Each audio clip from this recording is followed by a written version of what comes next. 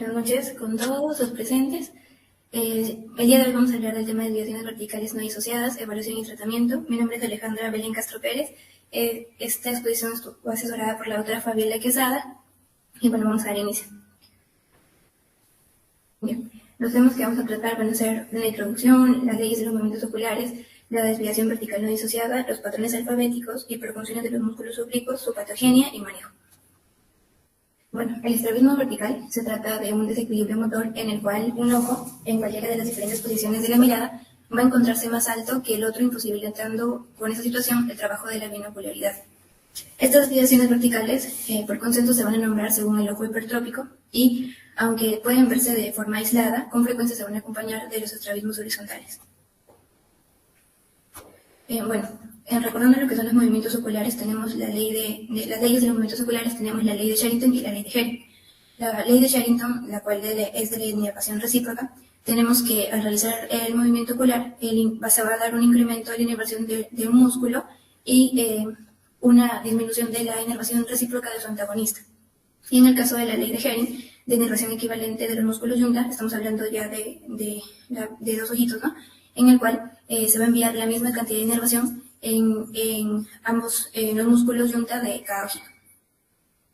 Entonces, tenemos que las desviaciones verticales pueden ser disociadas o no disociadas, ¿no? En este caso vamos a hablar de las desviaciones no disociadas, las cuales, como su mismo nombre lo dice, no existe una disociación y se van a cumplir las dos leyes que acabamos de mencionar, de Sherrington y de Hering. Estas pueden ser unilaterales o bilaterales, teniendo así que en el caso de las unilaterales encontramos la hiperfunción de los oblicuos y en el caso de las bilaterales la disfunción de los oblicuos asociadas a exotropias, que vendrían a ser los patrones alfabéticos en A o en B. Entonces también, asimismo, cabe recordar lo que son los conceptos de comitancia e incomitancia, sabiendo que la comitancia es el ángulo de desviación cuando tenemos un ángulo de desviación que se va a encontrar semejante en todas las posiciones de la mirada, y el ejemplo principal son los estrabismos esenciales. Y en el caso de la incomitancia, tenemos que el ángulo de desviación va a variar significativamente en las diferentes posiciones de la mirada, y como ejemplo tenemos a lo que son las parálisis oculomotoras, ¿no? Pero también debemos tener en cuenta que en las desviaciones esenciales, aunque se consideran estrabismos comitantes, con frecuencia no lo son en un sentido estricto, ¿no? Entonces, tenemos que las desviaciones verticales incomitantes se van a producir por una disfunción de los músculos oblicuos, pudiendo ser estas uni o bilaterales, como hemos mencionado. Bien, en el caso, vamos a empezar hablando de las disfunciones de los músculos oblicuos asociadas a eso o exotropias esenciales, las cuales van a ser los patrones alfabéticos, ¿no? Estos se van a dar por un desequilibrio horizontal, ya sea eso o exotropia, con unicomitancia en A o en B en el plano vertical, no sea al mirar arriba o abajo. Estos patrones los podemos encontrar en un 15-25% de los casos de estrabismo horizontal. En el caso de los patrones en A, vamos a tener que los ejes anteroposteriores de los globos oculares van a estar más próximos en la mirada arriba, y al ir descendiendo van a realizar una divergencia, ¿no? Configurando una A imaginaria. Entonces van a tener una tendencia a la convergencia en la mirada arriba y divergencia en la mirada abajo. Esto se va a dar por una hiperfunción de los músculos oblicuos superiores en los patrones en A, y puede estar asociado o no a una hiperfunción de los músculos oblicuos inferiores. Tenemos dentro de los patrones en A las esotropias con anisotropia en A, ¿no? Como es en A, es una hiperfunción del oblicuo superior, y en este caso de esotropia encontramos que el mayor ángulo de desviación se va a encontrar en la mirada arriba, ¿no? Como se ve en la imagen. En el caso de una exotropia con anisotropia en A, también se trata de una hiperfunción del oblicuo superior, en el cual el mayor ángulo de desviación lo vamos a encontrar en la mirada hacia abajo.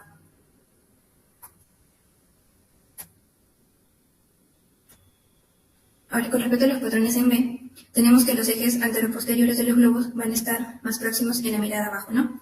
Entonces los ojos, al ir descendiendo, van a realizar una convergencia, configurando lo que es una B imaginaria, ¿no? En este caso, la hiperfunción va a estar dada por los músculos oblicuos inferiores, como sin hipofunción de los músculos oblicuos superiores.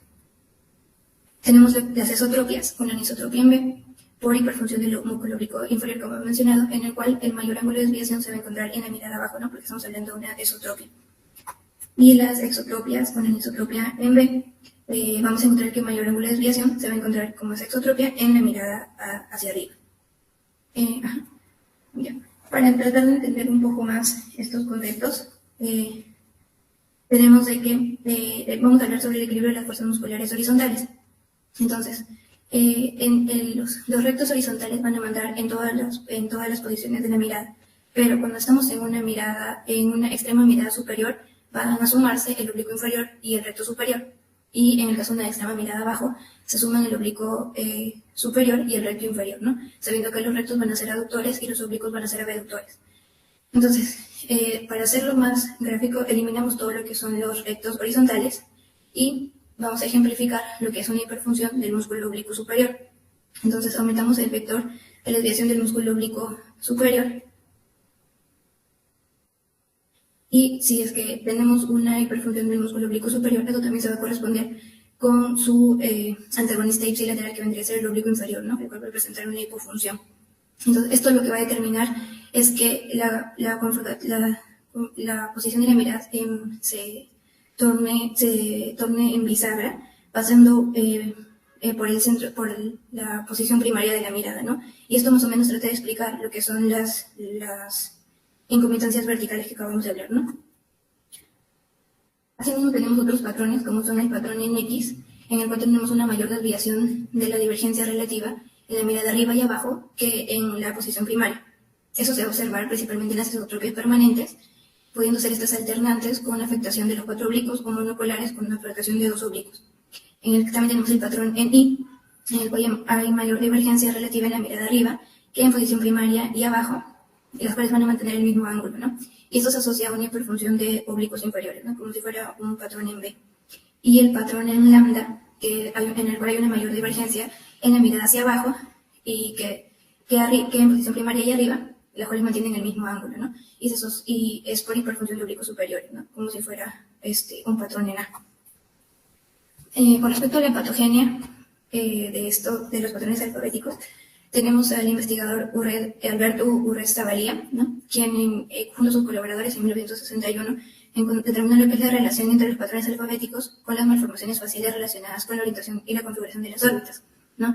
Teniendo que en el caso de una configuración mongólica, en la cual los cantos internos están más descendidos que los cantos externos, se asocian a los patrones en A. Y la configuración antimongólica, en la cual los cantos externos están más descendidos que los cantos internos, son más proclives a un patrón en B. Otro patogenia que podemos encontrar es la heterotropía de las poleas, ¿no? En la cual tenemos que las posiciones anormales de las poleas musculares pueden causar patrones de estrabismo incomitante que imitan las oblesiones de los músculos oblicuos. Aquí al costado tenemos un ejemplo en el cual vemos una polea heterotrópica del recto lateral, que nos va a dar una forma en A, ¿no? Entonces, aquí lo que vemos es de que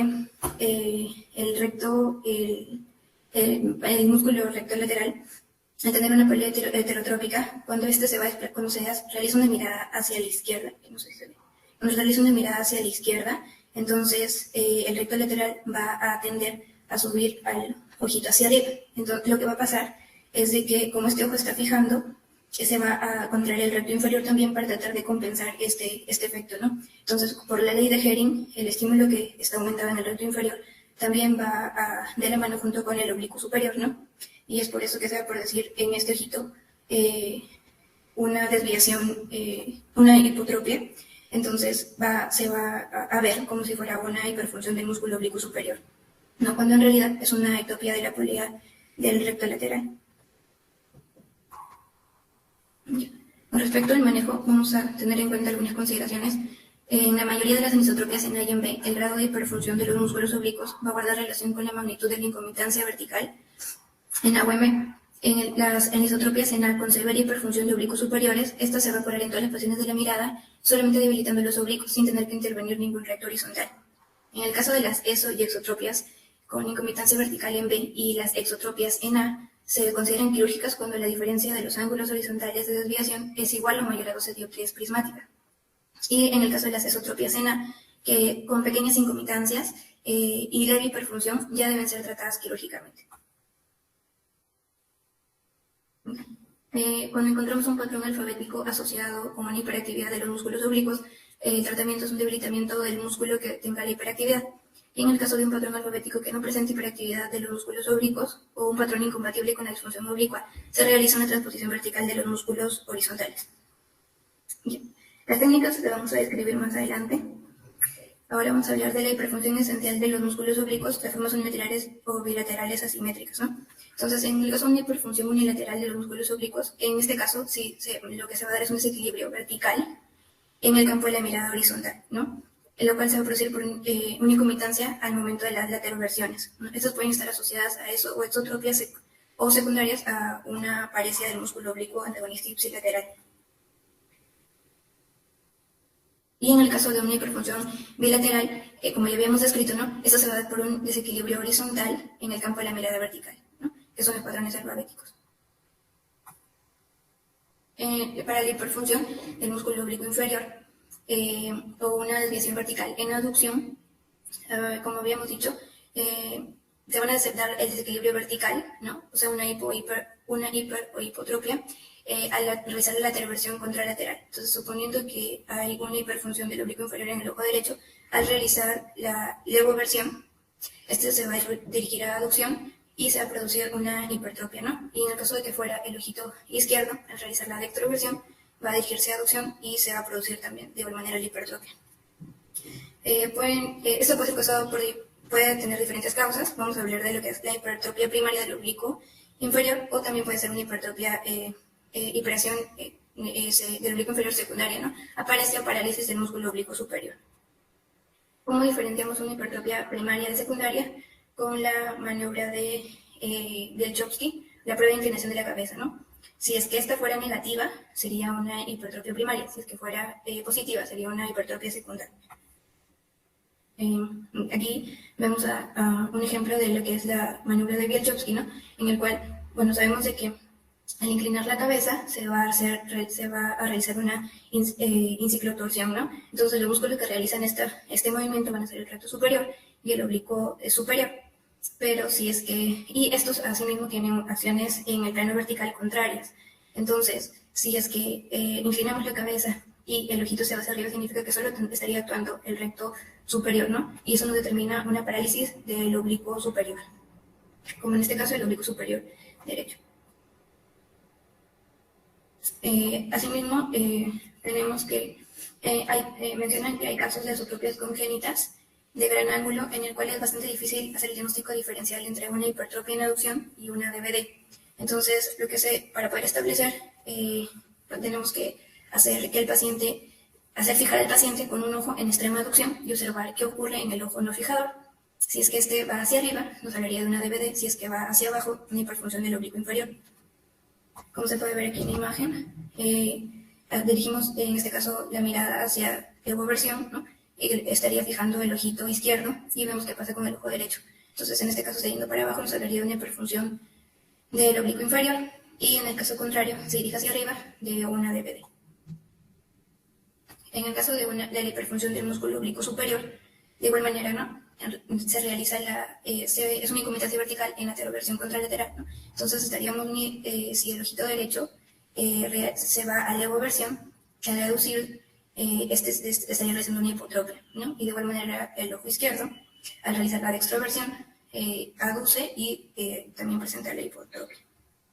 Entonces, de igual manera puede ser una hipertrofia del oblicuo superior primaria, congénita, o una hipertrofia del oblicuo superior secundaria, a una parecida del recto inferior contralateral o de una parecida del oblicuo inferior ipsilateral, ¿no?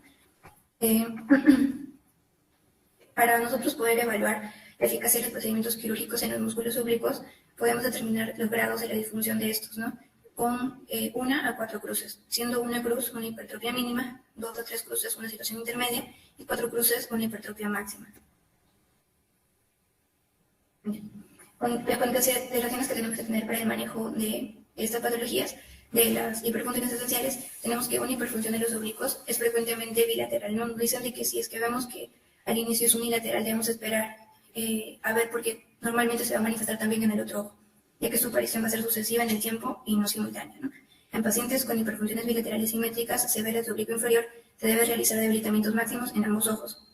No se debe debilitar un oblicuo cuando su antagonista ipsilateral se muestra también hiperfuncionante, y solo un debilitamiento máximo de ambos oblicuos superiores va a determinar cambios en el ángulo horizontal de la desviación en la posición primaria de la mirada. Con respecto a las técnicas quirúrgicas, en el caso del debilitamiento del músculo oblicuo inferior, eso se puede dar ya sea por una disminución de la tensión muscular, que puede ser una desinserción escleral, una miomectomía de la inserción, miomectomía marginal triple, miomectomía distal o los retrocesos. O también se puede dar modificando el ángulo del plano de acción muscular con los retrocesos con transposición anterior o transposición posterior. Los procedimientos que se aconsejan según las diferentes magnitudes, en el caso de que sea una hiperfunción leve de 1 a 1,5 cruces, se recomienda el retroceso de 8 milímetros de Fink.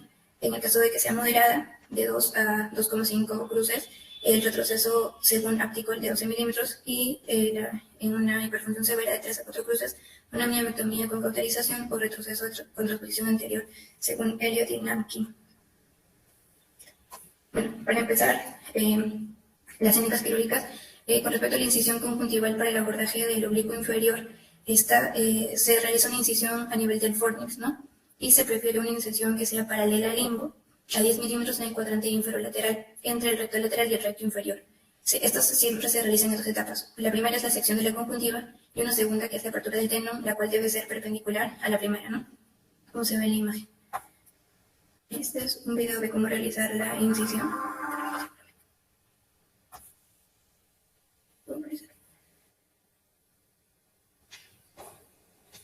Bueno, como había mencionado, hay incisiones en el limbo y incisiones en el fornix. En este caso, para el abordaje de los oblicuos se realizan a nivel del fornix. Primero, el ayudante debe sostener el ojo a nivel del limbo esclerocorneal a las 6 horas y tratarlo de llevarlo hacia una elevación moderada y abducción. Luego, esa es la posición en la que se va a realizar la incisión sobre la conjuntiva, la cual primero va a ser, en este caso horizontal, ¿no? Y lo que mencionan es que se tiene que tener mucho cuidado de no incidir sobre el fondo del saco donde se encuentra la vasculatura, la grasa orbitaria. Y luego, de forma perpendicular, se trata de identificar el teno y de forma perpendicular también se realiza la incisión a nivel del teno.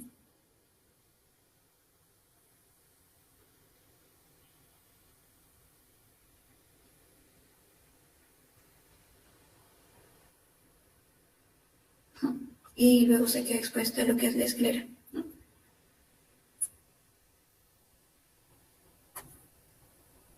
Bueno, después de haber realizado la incisión a nivel conjuntival, vamos a empezar a hablar sobre los procedimientos que realizamos. Vamos a empezar con la miomectomía con cauterización de los muñones, en la cual, primero, como hemos dicho, se fija el globo en su producción. En el caso de ese que fue el ojo derecho al 7 horas y el ojo izquierdo a nivel de las 5 horas, se sostiene a nivel del limbo esclerocorneal y se lleva a su producción. Se realiza la incisión conjuntival que acabamos de mencionar y lo que hacemos es la elevación del labio posterior de la incisión para poder visualizar así el borde anterior del oblicuo inferior, el cual está recubierto con su cápsula, ¿no? Pasamos el gancho de estrabismo por debajo del cuerpo muscular y lo rotamos hacia arriba tratando de enganchar el músculo y lo exponemos por la incisión conjuntival. Hacemos la separación de la fascia tendoniana posterior con una disección Roma, ¿no? Teniendo en cuenta que tenemos que evitar la ruptura de la cápsula muscular y también del septum orbitario posterior, ¿no? Porque se expondría sangre o grasa y eso podría generar una cicatriz retráctil, impidiendo así la función de este procedimiento, ¿no? Entonces se pasa un segundo gancho de estrabismo por debajo del oblicuo inferior y luego se reemplazan estos ganchos por pinzas hemostáticas, no dejando entre ellas un segmento de 6 a 8 milímetros. Se extirpa el músculo que se encuentra entre estas pinzas y se cauterizan los extremos con coagulación bipolar. Luego estos extremos del músculo se retraen bajo la incisión conjuntivo-tendoniana y se cierra con pliquil en 6 ceros. En el caso de los retrocesos del oblicuo inferior, tenemos que tener en cuenta estos recuentos anatómicos, ¿no? El borde anterior del oblicuo inferior se va a encontrar 2 milímetros delante del ecuador, ese es el ecuador, 2 milímetros delante, y con respecto a la incisión escleral del oblicuo inferior, esta se va a encontrar 3 milímetros por arriba del borde inferior del recto lateral, 1,3 milímetros detrás del ecuador del globo y 9,45 milímetros del extremo anterior inferior de la inserción del recto lateral, ¿no? Ya, entonces, la técnica para el retroceso del oblicuo inferior hacemos es tomar el recto lateral con un gancho de estrabismo para que con un segundo gancho podamos tomar el oblicuo inferior. Separamos el oblicuo inferior de las fascias con las que se relaciona mediante una disección roma y se toma el músculo con una pinza hemostática, se secciona tangencialmente a su inserción y luego es retraído para poder diferenciar la fascia posterior, ¿no? La cual conecta el oblicuo inferior con el segmento posterior del globo. Ahora, es importante seccionarla para poder, porque esta actúa disminuyendo la efectividad del debilitamiento, ya que es un ligamento de contención. Se pasa Vicryl 6 o 7 ceros por los extremos del área seccionada del músculo y se anuda a cada extremo y se remueve la pinza hemostática y luego el oblicuo inferior ya va a ser reinsertado en cualquier punto de la esclerótica que se quiera, ¿no? Entonces, los puntos en los cuales se puede reinsertar el oblicuo inferior, estos los vemos aquí. Tenemos el punto A, el punto A ejemplifica la inserción ósea del oblicuo inferior, el punto B, su inserción escleral. Esto aquí lo estamos viendo de abajo, ¿no? El punto C es el punto de Fink, el cual determina un retroceso de 8 milímetros. El punto D es el punto de Apticol, en el caso del retroceso de 12 milímetros. El punto E es el punto de Parks, de retroceso de 10 a 10 milímetros. Y el punto F es el de Elliott y Namkin, que se encuentra en el extremo anterolateral del recto inferior. Y el punto G es el punto de Nimsi-Wood, que se encuentra a 2 a 4 milímetros del punto F, ¿no? Estos puntos, Apticol fueron los que determinaron la relación entre el lugar en el que se debía insertar el oblicuo inferior y los milímetros de retroceso que cada punto representa, ¿no? Como se ven en esta tablita. En el caso de el retroceso inferior con la técnica de Fink, retroceso de 8 milímetros, para este caso se usa el localizador de Fink, que es un instrumento en el cual va a tener dos puntas de 6 milímetros que van a estar en un ángulo de 90 grados, en el cual lo que vamos a hacer es poner una de las puntas en el extremo inferior de la inserción del recto lateral y la otra punta nos va a marcar dónde va a ser el punto anterior de la inserción del oblicuo inferior. Y el punto posterior de la inserción del oblicuo inferior se va a encontrar a 6 milímetros por detrás del punto anterior.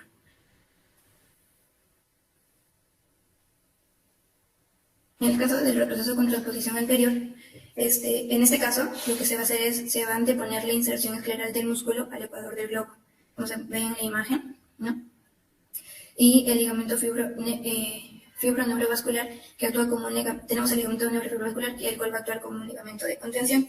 El mecanismo de este retroceso va a ser un cambio de acción del oblicuo inferior, ¿no? En el cual al colocarlo al costado del recto inferior va a cambiar su acción, ¿no? El oblicuo inferior actúa como elevador, ¿no? Entonces se contrae en una tentativa de elevación, pero va a determinar una fuerza en sentido de presión ya que hemos cambiado su dirección, ¿no? Entonces su acción depresora va a quedar bloqueada por la acción más potente del recto superior.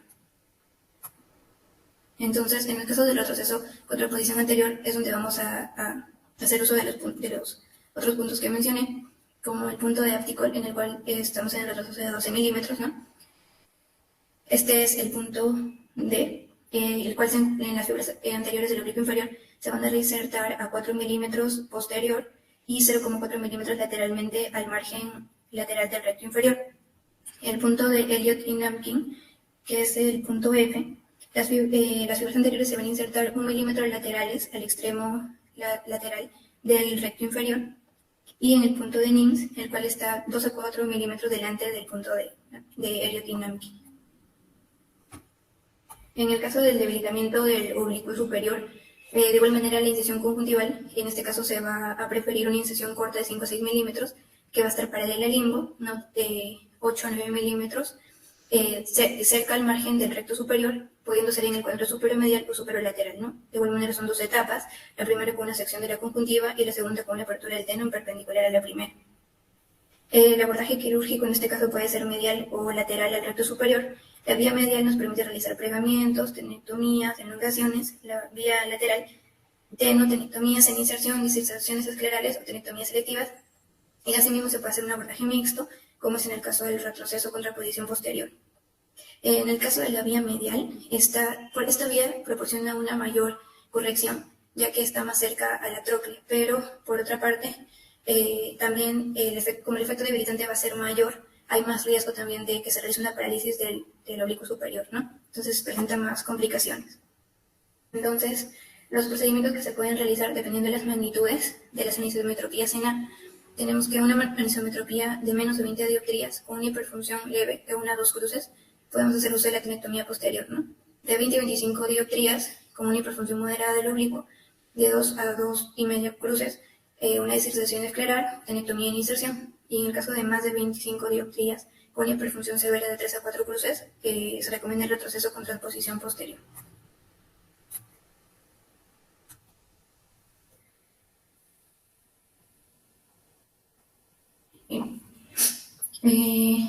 Vamos a empezar hablando de la tenotomía o tenotomía intravaginal de Berge, en el cual se usa un abordaje medial del recto superior. Tiene dos variantes, una tenotomía intravaginal o la fasciotenotomía. Esta cirugía ya solo se usa en casos de anisometropías con severas incomitancias entre la desviación arriba-abajo de más de 30 dioptrías, ¿no? La tenotomía intravaginal, lo que se realiza es que se toma el oblicuo superior con un gancho de estrabismo. Bueno, lo puede realizar el abordaje de incisión. Se toma al oblicuo superior con un gancho de estrabismo y se incide la vaina, ¿no? Con otro gancho se toma el tendón desnudo y se secciona. Y luego ambos extremos se van a retraer por dentro de la vaina. En el caso de la fasciotenotomía, de igual manera, con un estrabismo pequeño se aborda el oblicuo superior, pero en este caso se seccionan tanto la vaina como el tendón. No mencionan que no hay diferencias en la efectividad de ambos procedimientos. En el caso de las técnicas quirúrgicas para el abordaje por vía lateral, en este caso se va a incidir en el tendón y se va a tomar con un gancho de estrabismo de 10 milímetros que entre la punta roma y el talón. Se va a mantener el ojo en infraducción mediante el gancho de estrabismo y se retrae ligeramente al recto superior en sentido medial, ¿no? Como se ve en la imagen. Se expone la inserción escleral del oblicuo superior, la cual va a ser una membrana casi transparente en forma de abanico, y se toma el tendón con un gancho de estrabismo. Y luego ya podemos empezar a realizar los diferentes procedimientos, ¿no? Tenemos lo que es la atenectomía posterior, la cual con una tijera roma se realiza un ojal en el tendón del oblicuo superior, la cual va a ser entre los 4 quintos posteriores y un quinto anterior del tendón. Se orienta la tijera longitudinalmente desde la inserción hasta la tróclea y se secciona el tendón de 10 a 12 milímetros. Se realiza la sección transversal de los 4 quintos posteriores y se extirpa ese cuadrilátero de fibras tendinosas posteriores, ¿no? El ancho del tendón resecado va a depender del efecto que estemos buscando con el procedimiento.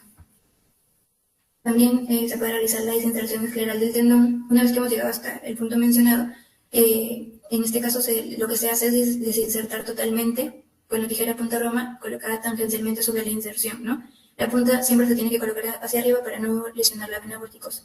En el caso de una atenectomía anterior, se realiza lo mismo que una atenectomía posterior, pero en este caso se resecan las fibras anteriores, ¿no? Las cuales mencionan que tienen mayor acción intorsora. En el caso del retroceso del oblicuo superior con transposición posterior, este es un procedimiento de abordaje mixto, en el cual lo que se realiza es, aquí como se ve en la imagen, se acciona la membrana intramuscular al margen lateral del recto superior. Se desplaza el recto superior a medial para poder exponer la inserción del tendón del oblicuo superior. Se toma el tendón con un gancho pequeño de estrabismo y pasamos una sutura con 2 agujas en el extremo anterior, del extremo anterior al posterior a la inserción, ¿no? Anterior a posterior, y se desinserta el tendón seccionándolo entre la inserción escleral y la sutura. Luego se va a traccionar hacia el lado medial del recto superior y se va a restretar el tendón del oblicuo superior. En el punto anterior se va a insertar 12 milímetros a 12 milímetros del limbo y 3 milímetros del margen recto superior, y el punto posterior 6 milímetros a 6 milímetros posterior del punto anterior y 6 milímetros del margen del recto superior. En el caso del desplazamiento de los rectos horizontales, este es un procedimiento que se usa para corregir las ESO o exotropias con intermitancia vertical, ya sea en A o en B, sin disfunción de los músculos oblicuos, ¿no? Como habíamos mencionado. Entonces, lo que tenemos, a manera de memotecnia, mencioné que la inclinación, que deben ser llevados los planos de acción muscular para corregir, en el caso de una anisotropía en B, van a tener una forma de B, haciendo descender los rectos mediales y elevando los rectos laterales. Y en el caso de la anisotropía en A, de igual manera configuramos una A, haciendo descender los rectos laterales y elevando los rectos mediales, ¿no? Además, cada milímetro de desplazamiento vertical de los rectos cada milímetro de desplazamiento vertical de los rectos va a corregir 2 dioptrías de la anisometropía vertical.